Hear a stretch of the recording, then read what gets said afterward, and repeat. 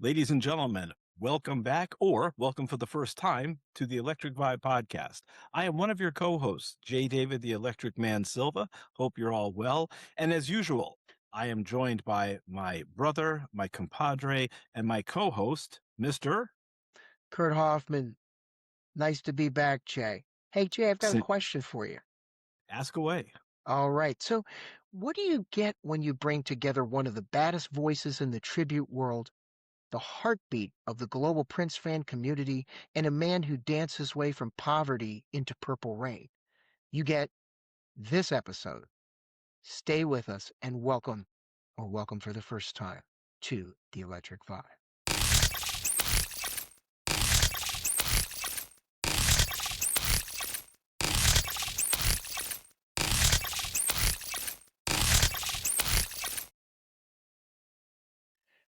Gentlemen, welcome to the Electric Vibe podcast. We've got Damon, we've got Martin Kember, we've got Alphonso Starr in the house. Gentlemen, how are we all doing this evening? Or in your case, gentlemen, this afternoon? Yeah. Good. Feeling good. Excited. Well, I got to Yeah, say, man. first of all, Martin, we want to wish you a happy anniversary. As we're taping, it is Martin and his Yes, wife's sir. 5th wedding anniversary today. So happy anniversary. Thank you for taking time out with us, my man. There you go.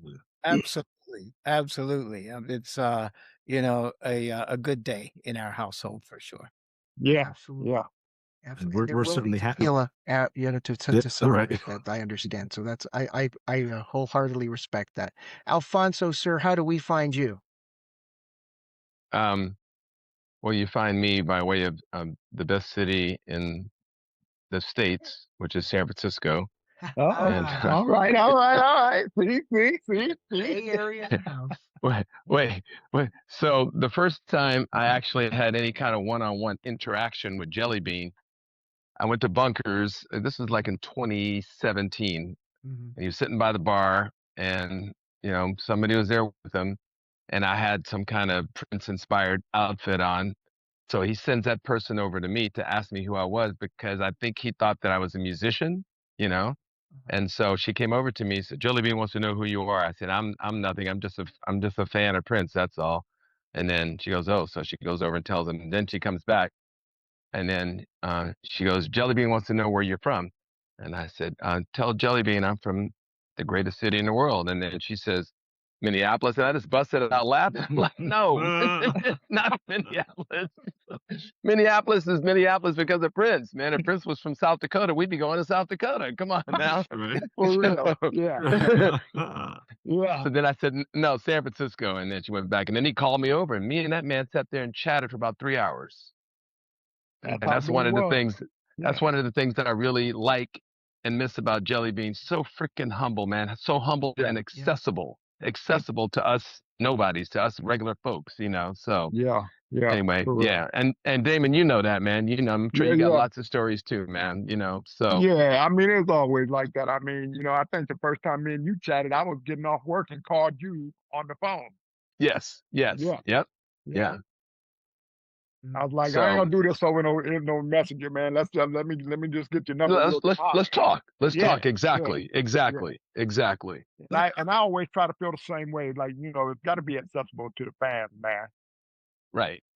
I mean, I think that's so important because I think that that's how most people in the business are remembered. It's like, oh, he was real short with me, or oh, he didn't want to talk to me, or he wouldn't take a picture of me, with me, and man, they remember the bad before they remember the good. So You know what, gentlemen, I kind of want to talk about that because you are all, and we are going to be with you at an event at the Green Room in Minneapolis on June 2nd. Martin Kember, Alphonso Starr, and Damon Dickson are all going to be there. And we're going to see some of that sense of community and that sense of spirit and sense of love with the fans and other musicians and things. We're really looking forward to it. Martin, why don't you kick us off and tell us what we can expect that night? Well, first and foremost, the event is called Purple Musicology. And that's not the name of the band. That's the name of the event, because when we have our parties, it's celebrating Prince, it's celebrating the Minneapolis sound, and it's celebrating that high level of musicianship that so many of us were introduced to through the revolution and the NPG. And I'm being a singer, being a musician. I'm You're always a student. So, musicology is the study of music. Purple musicology is us practicing studying the purple music. So, you know, It is. It is. like doctors, they have a practice, right? They never quite get it right, but you get Right. as close as you can, and Right. you get better every time. So, Yeah. so yeah, it's just really an ode to you know my musical idol, as so many admire him the way I do, and it's an excuse for me to get up there with some of the greatest musicians I know, and just try to recreate live some of what I felt when I was sitting in the audience at a Prince concert. Some of the, without a drink, without a smoke, without anything, some of the most euphoric musical high I've ever experienced, just being in that aura. And it's my way of selfishly recreating that for myself as to the best level that I can. You know what I mean? Yeah. Yeah. Excellent. And you do it well, brother. You do it well. And so, Martin, since you started talking about some of the fantastic musicians, can you talk about who's going to be with us that night? Okay. That night we're gonna have Les Cleveland on drums, who played. Less, huh? Yeah. Yeah. Ooh. He played actually with the MPG when I Yeah. was with Damon out there on that Europe Yeah. Yeah. tour. As well as he played with Larry Graham, an Yeah. audition at Paisley Park for Prince and Larry Graham, and got that gig. He told me that story, and I was amazed to hear that. So we'll have Corny Mims on bass. Now, Corny Wait, Mims, hold on, Martin. Hold on. Don't forget what he did recently. He also played in the Purple Rain musical. correct. Yep, yep. Oh, He Yeah, was really? even Oh, though Les nobody saw did? him. Yep, underneath the stage, that's where all the musicians Wow. were. So, and I know mad props to him. part of his expertise was providing the samples and the drum sounds that were particular to the Prince sound, the LM1 sounds that process them. He's excellent with that. So shout out to Les Cleveland, man. And then on bass we're gonna have Corny Mims, 3-time Grammy winner Corny Mims, who's played with. He's actually touring with Jeff Lorber right now, but he's got a little time off. And he's been hitting a few gigs with me. And then on guitar we'll have Mike Edwards, goes by Mike E. He's a local Los Angeles musician, session musician, and touring musician who's absolutely excellent on guitar. We'll have my guy Paul Vargas on keys, who was with me at the Green Room last year. Paul is a beast. And let's see, who have I forgotten? Mike Liss will be on second guitar. He's actually another Nashville guy that's flying in to join us. Another excellent guy that I play with quite often. And we're gonna feature a very special guest from the Purple World, Mr. Eddie M. another Yeah. Cali bloke on the saxophone. Another California Bay Area Cali guy, one of the Cali boys. So he's coming out to join us, and we're gonna have a blast, man. And then hopefully, if anybody else wants to from the Purple World wants to grab something and jump up on stage, man, I welcome everybody from the Purple World. Whether it be St. Paul or Michael Bland or anybody who wants to come and jump in that night. It's open invite, man, and I welcome you guys, man. I would love to have Yes, yes. anyone. If they're in the house, we welcome them. Absolutely, man. Love to Yeah. be Yeah. part of this celebration. Wow. Absolutely. Wow. Hey, Alfonso, Alfonso, are you spending that night at all?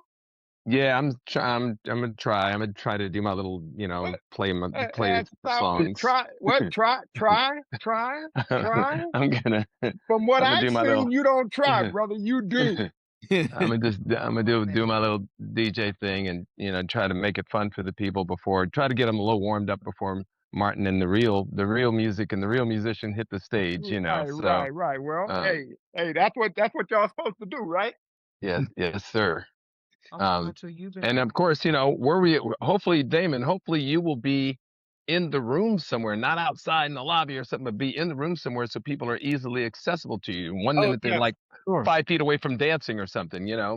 you gotta come up and party with us too, man. You ain't getting off the hook that easy. Oh my God. Get behind them books, man. Come on, man. I tell you, Alfonso, it's great to have you in the conversation. We almost had Yes, you on the sir. interview to hype last, the events that you guys were doing out in LA together with Martin. So we're really glad to have you back here. So you have built Thank a you. sense of community with all these events that you have been doing for a long time now. So you've built something with the Starr Party, the Love Sexy Cruise, and that goes beyond a concert or a DJ set. So you basically have been building a community gathering within the Prince community here.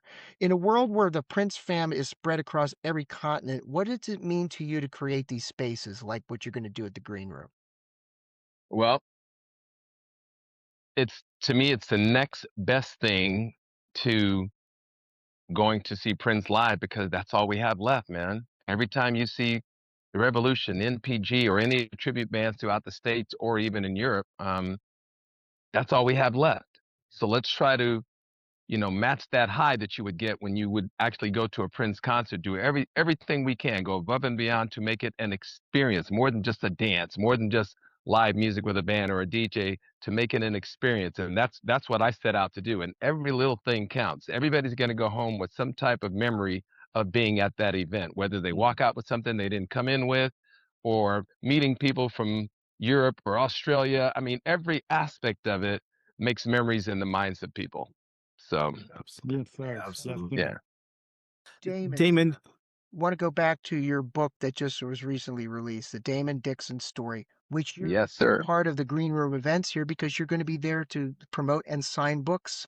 Yeah, well, thanks to that brother sitting there, Martin Kember, man, reaching out to me to invite me to his thing, man. I told him initially I wasn't even trying to go up there, simply because I didn't, feel like it was a reason to at all. So, and then when he reached out, I did tell him, I was like, well, I didn't know, man. I didn't know if I was going to be up. And he's like, well, the door's open for you. I'm a, don't worry about nothing. I'm going to, get you a table set up. You just sell your book, whatever. I'm like, all right, so People want thought to about see it. you, man. They want to see you, man. They want to see you. Look, hey, Alphonso, these people, it's funny that people say they want to see you, but then, there's some that, you don't really feel like that at times. But I get a lot of love from the people that are not amongst the people that I work with. You know what I mean? Yeah. And so Yeah.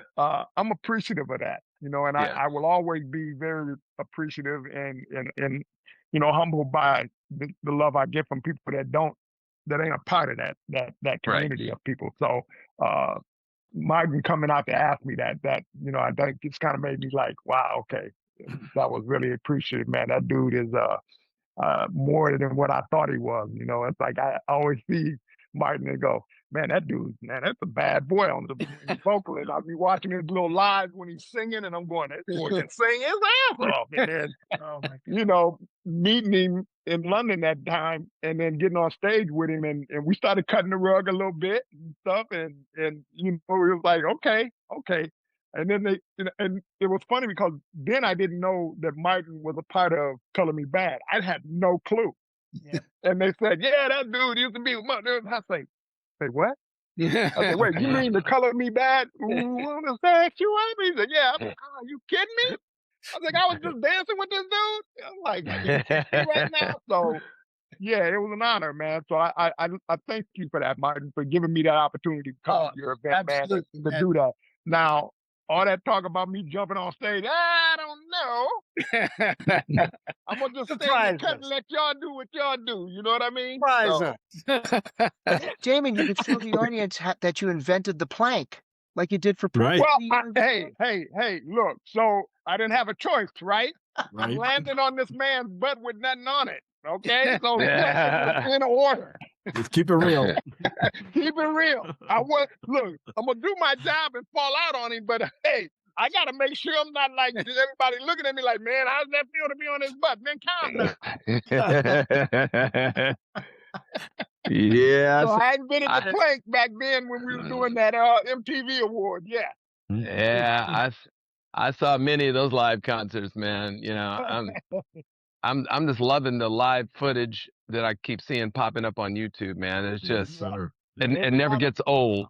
Never gets There's a old lot to of see any of that stuff. And of course, one person has been to every concert. So just to see how he didn't repeat stuff and how every show was different, even if it was in the same city 4 nights in a row and came out with a different menu every night. And man, yeah, just, yeah. And that's just how who he can do was. that? Who can do Nobody, that? man. Listen, Nobody. just think, we're sitting before the show. We done did a sound check of what the show should have been. And then he's coming back minutes before and go, we done did sound check and they added stuff in the sound check, but didn't know if you were going to use it. And Yeah. then when he come back with the actual set for that night, he's like, okay, this is out, that's in, this is out, and this in, and then he's going to do. Well, now, mind you, not only did the band have to keep that in mind, all these songs that were being rehearsed way before we went on the stage, way before we went on tour, we had to, as dancers, we had to keep choreography in mind for Right. all of these songs. So when he Yeah. switched out, it was like, okay, now we got to do something different tonight. Yeah. Yeah. And he was terrific for that, man. He was notorious for changing up some, I mean, we did, I think it was 21 nights in London. Yeah. And every night Yeah. was something different. Yep. Yep. Yep. Yep. You Well, know, let me ask you. Let me ask I'm him something real quick. With that, how much we know that I watch him, and I can tell that a lot of what he did live was improvised, and the band they're just so good, they just roll with it. Same thing with you, Damon. How much of your stuff was choreographed, and then how much did you guys just freestyle and be like, all right, let's just do this. Yeah, Let's just butt this move. the stuff that was choreographed was the stuff that we initially set out on the tour for the album. Yeah. You Yeah. know, Right. Diamond and Pearl, Cream, Get Off, all of them songs were already choreographed. Now, when he threw in them other songs that we had, we're like, okay, all right, so now it's going to be a, one person start a move, you jump in, you jump in, and then you start a move, and I'll jump in. And that's how it had to be, because Right. we didn't have nothing for it. Right. And Right. if we did have something for it and we rehearsed it before we went on the road, it was probably a song that we didn't think was ever going to be used. Oh, shoot. And then it's like, oh shit, I don't even remember all that shit. You had to remember quick. You got to remember something quick, So yeah, it was more than one of them things where, if we got a song that we didn't actually have anything for, yeah, it was one person start a move, you jump in and start it with him, and then the next person jump in, and then we're switching it up. Each person put a move in. It was always like that, man. It was just one of them things, you just had to be on top of your game, and he kept you sharp like that. Wow. I want to stay on that kind of same theme. And Martin, I want to ask you, because obviously you have this love for performing and this love for singing and the energy that you get from the crowd. And it looks flawless. It looks seamless. It's a great time. Can you talk about the preparation, though, that goes into putting on a show like this? The way I usually go about it is I like to pick, if I'm doing a Prince set, in particular, I like to find certain live versions of those songs, certain live performances of those songs. And then what I'll do is, once I've assembled, who's available for the band on those dates, because I got a couple different guys I'll go to depending on who's on tour with who. Like the bass player I had last year is on tour right now with Casey Musgrave. So he was Usher's bass player before he was, but With the beard, right? Yeah, exactly. Dimitri. He's such fantastic. Great guy to talk to, too. He's super cool. Yeah. And so what I'll do is I'll send those versions out. And then sometimes I will create the transitions from one song to the other, and I'll keep that I'll send them out in a Dropbox. So I'll put the show in order. And then, people are so busy that they'll listen to it, a few times before. Then we show up to rehearsal, and, the band is so bad that everybody's done their homework, right? So by the time we get to rehearsal, everybody's done their, like basketball, you learn the offense first. When you show up to practice, you better know the offense, right? And then everybody knows their position, they know their part. We run, we work on a few things. just this past weekend, I worked with Peter Michael Escovedo on my George Michael tribute, and he always brings so much. Like at the last minute, he'll come up with certain ideas, around the programming of the show, or maybe a transition or something and I just love that because it's that creative energy, that creative synergy, and that's pretty much how we do it. So it's not stale to us. We've rehearsed it maybe once or twice. And some of the songs, we'll keep in like, oh, this went really good on this show, so let's keep that in. We've played that before, but it may not be the exact same musicians. So, Right. but I think the key is just, working with the best of the best guys that you can get that are professionals that know their craft and come ready, because I know I'm gonna come ready. You know what I mean? If I'm put a song on the set list, I'm gonna know your part, even if I can't play it, exactly what note you're playing at what time. And There's a prince. There's a prince, right? yeah, yeah, and we will talk about it. Stuff. Yeah. We will talk about it. that E should have been a D. Yeah, there you go. There you go. But yeah, but half the time I don't have to because these guys are just so on point, and everybody does their homework, and that's the part of it, man. I want it to be where they're having as much fun as I am. You know what I mean? Because it's work, but it's what we love. So let's enjoy it. You know what I mean? Sir. Martin, to continue, Yeah. you mentioned George Michael, and you are actually going to be at the Minnesota Music Cafe a couple days earlier prior to the Prince Musicology show. And I wanted to mention that because I know last time we had you on as a guest, you were trying to expand that outside of California and do that Yeah. presentation. So, what is the preparation difference between doing a George Michael / Wham performance and the Prince performance tribute that you're doing? The biggest difference is that the set list for George stays very similar, whereas, we play the hits. Whereas with Prince, the difference is, yeah, we want to play the hits, but not the ones that all of the, everybody else does, the guys that put on the wig and the pirate shirt and all that. They do the more obvious ones all the time. You know what I mean? God bless. But I mean, no disrespect, they're, love it. Yeah.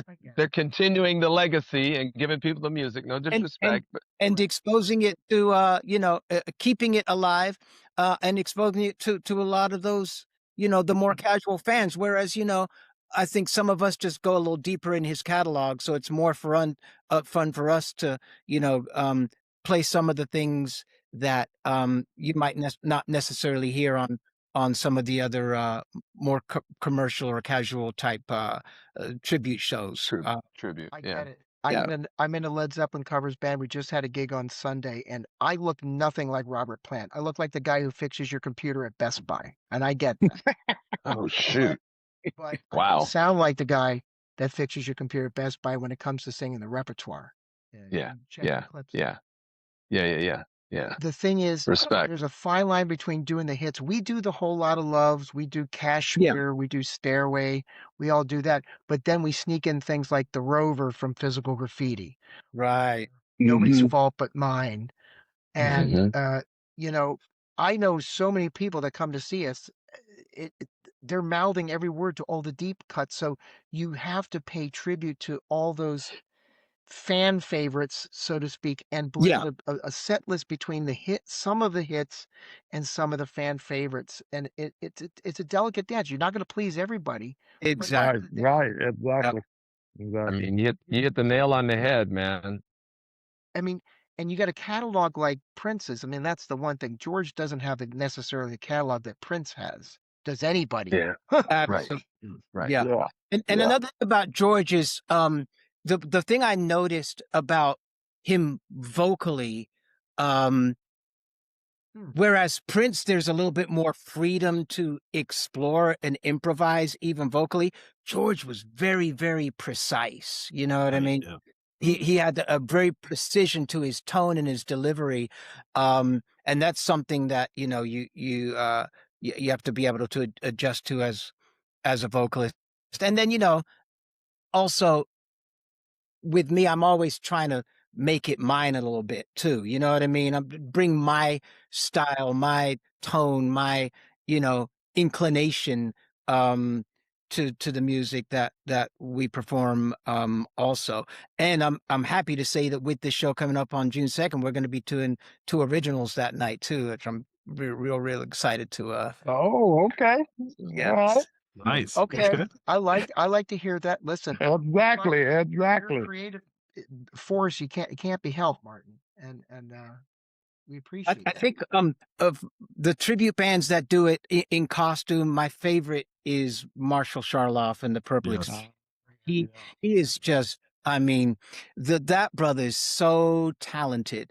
Plays the keys, plays the guitar, sings wonderfully, great performer, great showman. And for me, of the ones that play the hits and play the more obvious hits, I should say, and do it in costume, he's my absolute personal favorite, Yeah, if I'm not mistaken, I went to one of his shows, dude, and that dude came out with all the different outfits, and I was just like, "Holy shit, this dude Yeah, got everything!" he's So, bad. and And he it was was, on the keyboards, and then he went yeah, to the little percussion stuff that he was playing. I was yeah, like, he's "Okay, bad. And a real good dude too. So shout yeah, out. yeah, Yes. yeah." No, absolutely. I want to see him. Every time he comes to town, I'm out of town, so near the Philly area. But Alfonso, I want to make mention of the fact that you also have a different event on June 7th on Prince's actual birthday at Riley Creek Tunnel. Could you speak a little on that, please? Yeah. Well, so I've done Riley Creek with Kim Grantham and Deborah Hefner. We did it in 2021, 2022, and 2023. We just thought people always gather out down the path and by the tunnel. So we thought, okay, let me bring some music, and just turn this into something more than just hanging out by the fence and paying tribute by the fence. Mhm. And it turned out to be a rocking party, man. It's just a lot of fun, man. So this year I'm taking it up a whole another notch because I'm not sure if I'm gonna do it anymore, but I'm renting stages and I'm gonna invite singers and musicians to come up there. I'm gonna have plugins for them, so if they want to bring their guitar, they can do that. I always want to give love to the locals whenever I come to Minneapolis. I always try to get locals. So I've invited Terry. I think he may come out and play percussion. I invited Jordan Johnson to come by. He said he may come through. So if he does, the microphone is his. He can promote a CD, whatever new music he has, because there's a lot of people. He's a local, but a lot of people in the purple world don't know who he is. Hmm. So but he's a talented brother, man. And he opened up for Martin last year at the Green Room. So we always try to give love to locals because we feel like we're coming to your backyard. So who are we to ignore you? So we try to get the locals involved, and at least extend that invitation, whether they can do it or not. So this year I'm taking Rally Creek to a whole nother level, man, from 6 to 10.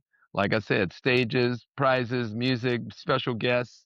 It's gonna be fun, man. I'm just hoping it don't rain because last Right. year on June 7th it rained. Right. But it was perfect. It was perfect. It was just a light rain and it was a moment, man. I didn't care. Okay, but Loved it. rain and equipment and electricity don't go together, Martin. Come on, Yeah, man. this is true, man. This is true. We just got a little tent and cover for you just in case, man.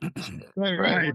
For the gear. One wedge monitor. Believe me, I get it. And then the other mindset behind Riley Creek, and no disrespect to anybody that puts on anything anywhere that costs money, but I hear time and a time, for a lot of people, money's tight, man. And so I wanted to provide something that they don't have to pay money for. They could just show up and just have fun and just be around people. So that's the other thing. No admission.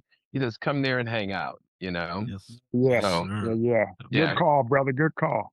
yeah, thank you, man. I mean, because let's face it, man, that week, the lot of I call them opportunists. A lot of opportunists are going to pop up and do things because they know all these people are coming from out of state and out of country, and it's a time for them to make some money.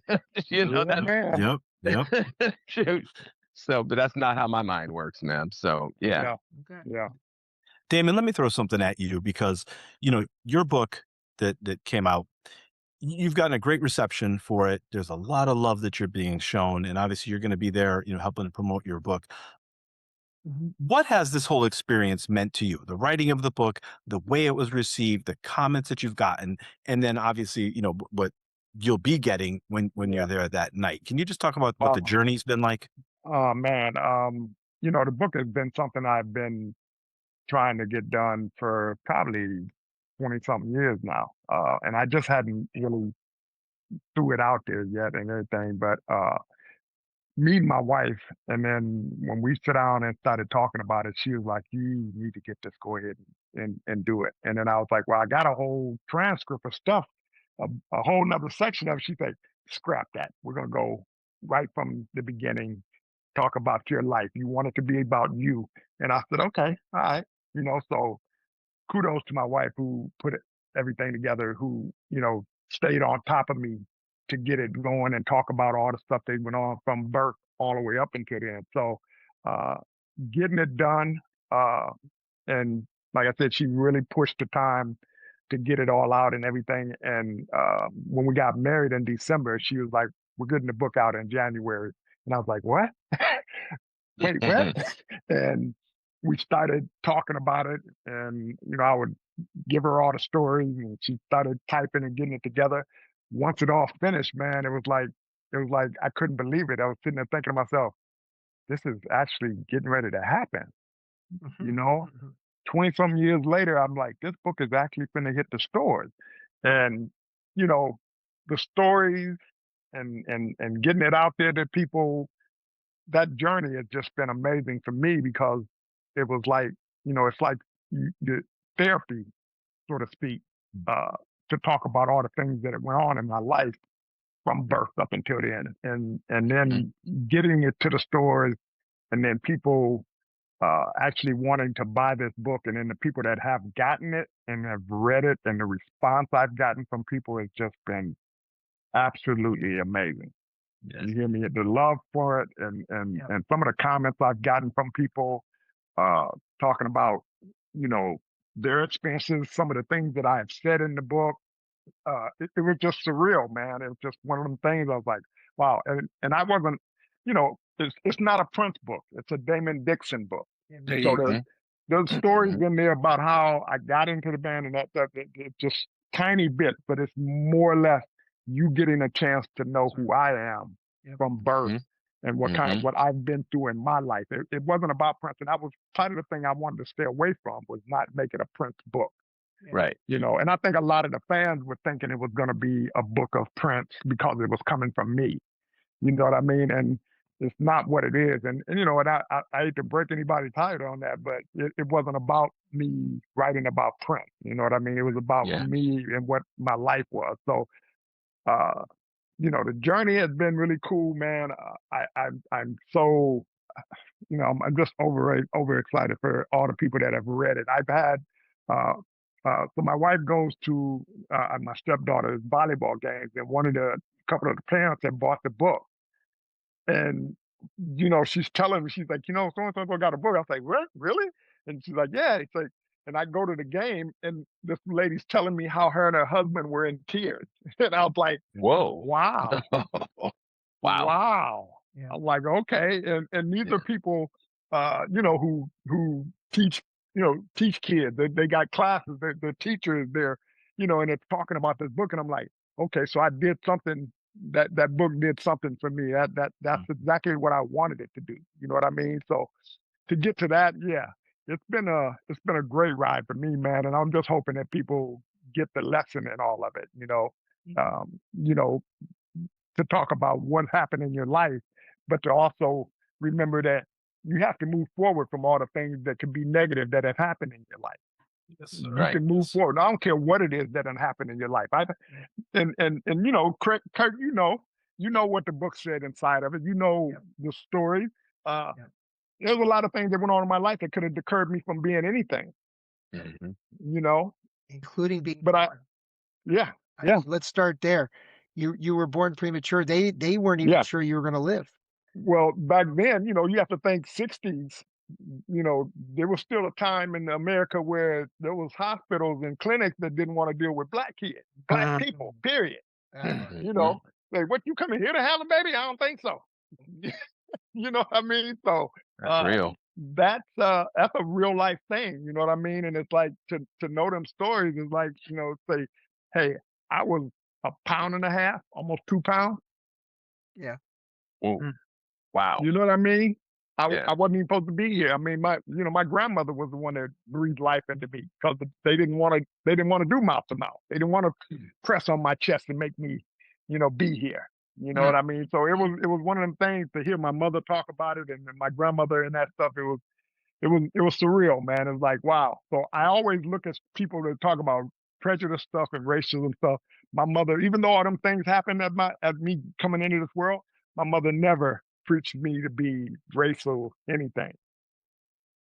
I don't care if racial, uh, you know, uh, sexuality, none of that stuff. She never pushed that on me to be any of these kind of things. It's like you treat everybody how you want to be treated. You know what I'm saying? Just always give respect to everybody, So the book has been a blessing, man, for me, you know what I mean?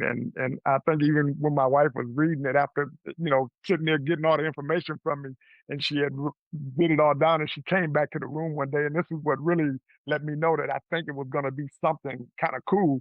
And she come back to the room and she was standing here, I'm laying on the bed and she just kind of stood there and she's in tears. She I was like, what's wrong? I thought something had happened to one of the kids. So I was like, what's the matter? What's going on? She's like, I just read your book again, and it's just, I can't believe it. I was like, girl, you scared the shit out of me. And it was nice. So I was like, okay, maybe we're headed in the right direction with it and stuff. And for her to keep it on point, to keep it rolling, the stories the way they went, and in chronicle order, from birth, Sure. Junior high, elementary, junior high, and all that stuff going into it. Yeah, it was amazing, man. And I know we talked about trying to get a second one out that's going to be a little more in depth in some other things, but Well, Let me ask you this, man. For people like me that are, not that smart, boy, if you is don't there stop. no, for real, is there an option for an audiobook? Um, I wanted. We were talking about that because I think people would be acceptable to it, but I just didn't know how to go about the avenue of doing an audio. Right. You You know, got to think about folks like me that can't read, man. So what are you gonna do for us? my What are you gonna do for God, us? Real talk, man. you know what? What are you gonna do for us?